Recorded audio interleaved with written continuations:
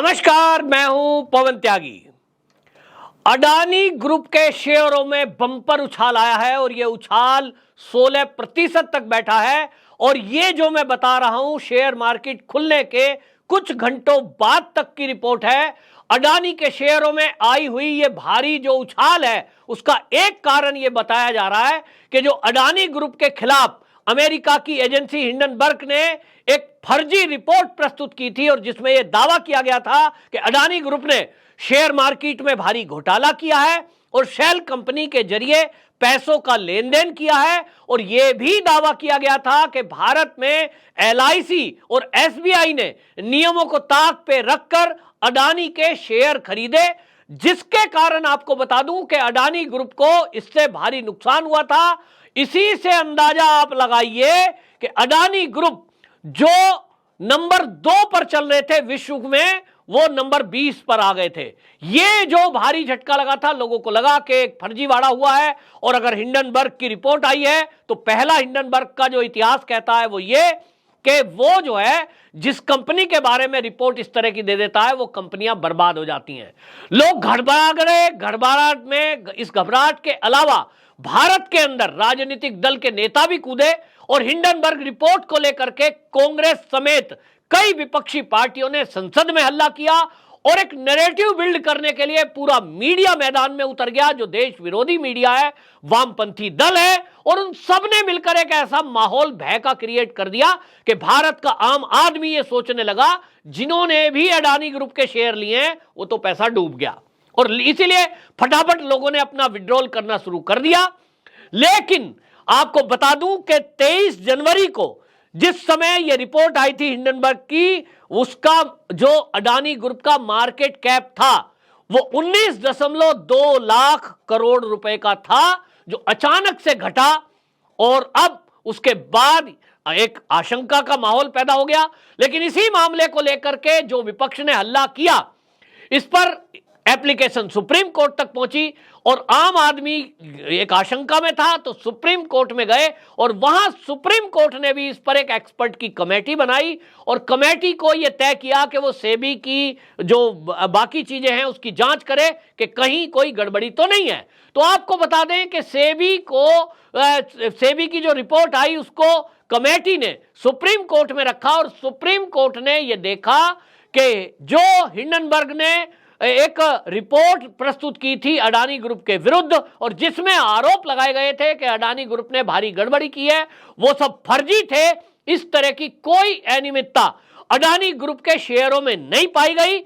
सेबी ने उसको clean chit दी और इसी के आधार पर यह कहा गया कि ऐसी कोई गड़बड़ी नहीं पाई गई है। आपको बता दूं, जो 23 जनवरी को अडानी ग्रुप का मार्केट कैप 19.2 लाख था, वो तेजी से नीचे गिरा। उसके बाद आज की रिपोर्ट यह है कि अडानी ग्रुप का कुल मार्केट कैप आज की डेट में 10 लाख करोड़ रुपए के पार पहुंच चुका है। अब इसी से आप अंदाजा लगा लीजिए कि उसने जो उछाल प्राप्त की है उसमें सबसे ज्यादा अडानी इंटरप्राइजेज के जो शेयर है वो 16% तक बढ़ गए और अडानी विल्मर 10% उछाल उसने प्राप्त की। अडानी पोर्ट 8.5% की उछाल उसने प्राप्त की और इसी में Adani green energy, Adani power, Wilmer, NDTV, Adani transmission, Adani total gas, लगभग सभी शेयरों में बढ़ोतरी देखी गई। और यह बढ़ोतरी का कारण जैसा मैंने बताया कि सुप्रीम कोर्ट की वो क्लीन चिट है जिसमें यह कहा गया कि जो हिंडनबर्ग की रिपोर्ट थी उसमें कोई तथ्य नहीं थे और जो तथ्य थे वो कुछ भी नहीं पाया गया। उसमें कहा सुप्रीम कोर्ट की ओर से जो नियुक्त एक्सपर्ट कमेटी थी उसने कहा कि अडानी ग्रुप के रेगुलेटरी स्तर पर कोई उल्लंघन नहीं हुआ है। 6 सदस्यीय जो पैनल था उसने हिंडनबर्ग की रिपोर्ट से पहले अडानी ग्रुप में शॉर्ट पोजीशन बनाए जाने के भी कोई सबूत प्रस्तुत किए हैं। यानी उन्होंने कहा कि जो हिंडनबर्ग ने आरोप लगाए वो तो तथ्य झूठे पाए गए, लेकिन एक चीज तो देखने में मिली कि जो शॉर्ट सेलिंग कंपनियां हैं जिसमें हिंडनबर्ग भी है, वो अपनी पोजीशन बना रहे थे मार्केट में ताकि वो अडानी के शेयर खरीद सकें और फिर जब वो शेयर धीरे धीरे कभी बाद में आगे बढ़ेगा तो ये उसका लाभ कमा सकें। ये पोल खुल गई और बड़ी तेजी से पोल खुली थी तो कुछ स्तर आया। इसमें आपको बता दूं, जो भारत की सरकार है यानी मोदी सरकार, उसका कोई रोल नहीं पाया गया। अडानी को फायदा पहुंचाने के लिए मोदी सरकार ने कोई नियमों को ताक पे रख कर टेंडर दिए हों, ऐसा कोई इस सुप्रीम कोर्ट की कमेटी ने नहीं पाया। दूसरा जो आरोप इसमें लगाए गए थे और जिसको राहुल गांधी सरेआम सदन में लगा रहे थे कि अडानी को फायदा पहुंचाने के लिए मोदी जी की विदेश यात्राएं जो हुई है उसमें विदेशों में कई टेंडर दिलवाए गए हैं और मोदी जी की विदेश यात्रा अडानी को फायदा देने के लिए हुई है, ऐसा भी कोई आरोप सही नहीं पाया गया। इसका मतलब यह है कि राहुल गांधी और जो देश का विपक्ष है वो जो अडानी पर मोदी को घेर रहा था और मोदी जी के ऊपर भी जो आरोप लगा रहे थे वो सब फर्जी था, झूठा था। और अब यह कहा जा रहा है कि यह पोल खुल गई है उन षड्यंत्रकारियों की कि जो अडानी के सहारे इस देश को बर्बाद करना चाहते थे, इस देश का नुकसान करना चाहते थे। क्योंकि ये मैं पहले भी कह चुका हूं कि यदि हमारे देश के किसी उद्योगपति का 1000, 2000, 5000 करोड़ रुपए का नुकसान होता है तो वो केवल एक उद्योगपति का नुकसान नहीं है, वो पूरे देश का नुकसान है। जिस तरह से अफवाह फैलाई गई, जिस तरह से आम आदमी पार्टी और बाकी नेता तो LIC पर अभी तक बोल रहे हैं LIC बर्बाद हो गई, LIC के लोग बर्बाद हो गए।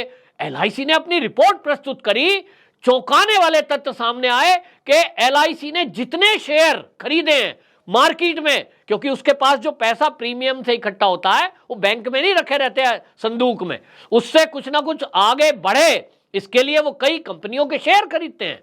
जो कुल शेयर मार्केट में पैसा लगाया है उसका मात्र 0.1%, 1% से भी कम, वो 0.85% करीब अडानी शेयर में लगाया गया LIC का पैसा। यानी LIC ने यदि 100 रुपए शेयर खरीदे हैं अलग अलग कंपनियों के तो 100 में से 80 पैसे अडानी के ग्रुप में लगाए। इसी तरह स्टेट बैंक के बारे में कहा गया, क्योंकि वो सरकारी बैंक है, कि नियमों को ताक पे रखकर जो SBI है उसने अडानी को लोन दे दिया। तो भाई अब तो बैंक डूब गया।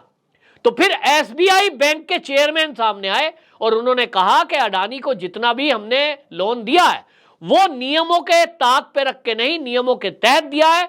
जितनी एलिजिबिलिटी बनती थी उसका 50% केवल लोन अडानी ने लिया है। अगर अडानी के कुल एसेट्स के आधार पर 100 रुपए लोन बनता था तो 50 रुपए ही लोन उन्होंने SBI से लिया है। ये SBI के चेयरमैन ने सामने आकर बाकायदा डाटा सामने रखा। और अब तो आजकल नेट का जमाना है, सबके सामने है। लेकिन विपक्ष अपने एजेंडे को चलाता रहा, झूठ बोलता रहा। लेकिन अब पब्लिक है, पब्लिक भी होशियार है और जो शेयर मार्केट का काम करते हैं वो इन सारी चीजों को समझते थे। जो नैरेटिव बिल्ड करने की कोशिश किसी विदेशी ताकत ने की उसकी पूरी तरह हवा निकल गई। रही सही हवा सुप्रीम कोर्ट की कमेटी ने निकाल दी और एक्सपर्ट कमेटी ने यह कह दिया कि हिंडनबर्ग की रिपोर्ट फर्जी थी, हिंडनबर्ग की रिपोर्ट चालाकी पूर्ण थी, षड्यंत्र था। और वो षड्यंत्र था शॉर्ट सेलिंग कंपनियों के द्वारा अडानी को बर्बाद कर अपना लाभ कमाने का। इसके पीछे कौन है यह भी अभी जांच का विषय है और इसमें एजेंसियां जब जांच करेंगी तो असली चीजें खुलकर आएंगी। लेकिन यहां मुद्दा यह है कि जो अडानी ग्रुप का नुकसान ऑलरेडी हो चुका, क्या उसकी कोई भरपाई कर पाएगा? जैसे मैंने कहा कि 23 जनवरी 2023 को अडानी का कुल मार्केट कैप कितना था? 19.2 लाख करोड़। अब यह घट गया और यह घट करके अभी आज 16% बढ़ोतरी के बाद लगभग 10 लाख करोड़ पार कर पाया है। अब आप इसको समझ रहे हैं? ये जो नुकसान हुआ है ये किसका नुकसान है? ये पूरे देश का नुकसान है। क्योंकि अडानी एक ग्रुप है जिसमें बहुत सारे एम्प्लॉय काम करते हैं, बहुत सारे शेयर होल्डर है। सबको कमी महसूस करनी पड़ी, सभी को झटका लगा है। जैसे कि LIC के शेयर थे 4000 पर चल रहे थे लेकिन वो 2-2500 पर आ गए। तो जो शेयर होल्डर है वो अगर उस शेयर को बेचेंगे तो निश्चित जानिए कि उनको नुकसान होगा। अब जिन्होंने धैर्य रखा है, जिन्होंने अडानी में विश्वास रखा है, जिनको यह भरोसा था कि हमारे देश की न्यायपालिका दूध का दूध पानी का पानी करेगी, वो लोग आज भी फायदे में हैं। और अब शेयर मार्केट जैसे जैसे बढ़ रहा है, जिन लोगों ने अडानी के शेयर बेच दिए वो पछता रहे हैं कि भाई हमने अडानी के मामले में हिंडनबर्ग पर भरोसा क्यों किया, हमने देश की एजेंसियों पर भरोसा क्यों नहीं किया। अडानी के शेयर वो शेयर हैं जिसको खरा सोना कहा जाता है। और यह कहा जाता है कि जिसने इन शेयरों को खरीद लिया उसकी बल्ले बल्ले हो जाती है, क्योंकि शेयर रॉकेट की तरह ऊपर जाते हैं। यह ही आपको बता दूं अडानी ग्रुप की खासियत है। और अब जब यह बढ़ोतरी हर शेयर में हो रही है तो अब यह निश्चित जान लीजिए कि यह अब रुकने वाला नहीं है। और अडानी के बारे में जो सुप्रीम कोर्ट की क्लीन चिट आई है, इसके बाद देश के विपक्ष के मुंह पर करारा तमाचा लगा है।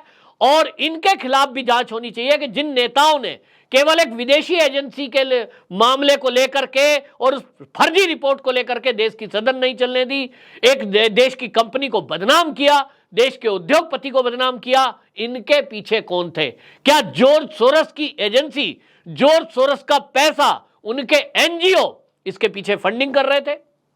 ये बड़ा सवाल है। देश को यह समझना होगा कि इस देश के अंदर बैठे हुए बहुत सारे राजनीतिक दल के नेता, बहुत सारे मीडिया में लोग और कई ऐसी पोजीशन पे बैठे लोग मोदी का विरोध करते करते देश के विरोध पे उतर गए हैं। यह बहुत खतरनाक है। मोदी का विरोध करिए, लेकिन आप देश का विरोध ना करिए। इस घटना से पूरी तरह आपको देखिए, पहला मुद्दा नहीं है, बीबीसी की रिपोर्ट आ रही थी, उस पर भी यही चीजें हो रही थी। लेकिन अब हिंडनबर्ग ने तो जिस तरह से हिंडनबर्ग का जिस तरह से खुलासा हुआ है, इससे तो बिल्कुल स्पष्ट हो गया है कि ये जो विदेशी ताकतें हैं ये आज भी भारत की बर्बादी के सपने देख रही हैं। और भारत के अंदर बहुत सारे लोग ऐसे हैं जो नारे लगाते थे कि भारत की बर्बादी तक जंग रहेगी, और इंशाअल्लाह इंशाअल्लाह वो अंदर बैठे हुए लोग, वो सिस्टम में भी बैठे हैं, वो मीडिया में भी बैठे हैं, वो राजनीतिक दलों में भी बैठे हैं। उनको देश को पहचानने की आवश्यकता है और ऐसे लोगों को एक्सपोज करने के बाद उनसे अब ये पूछना है कि आपने ऐसा क्यों किया।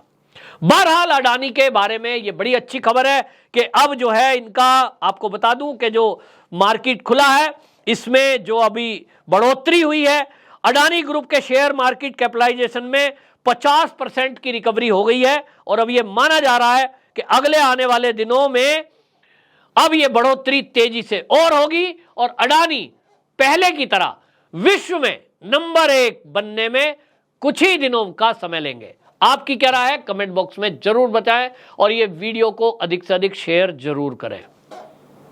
वंदे मातरम।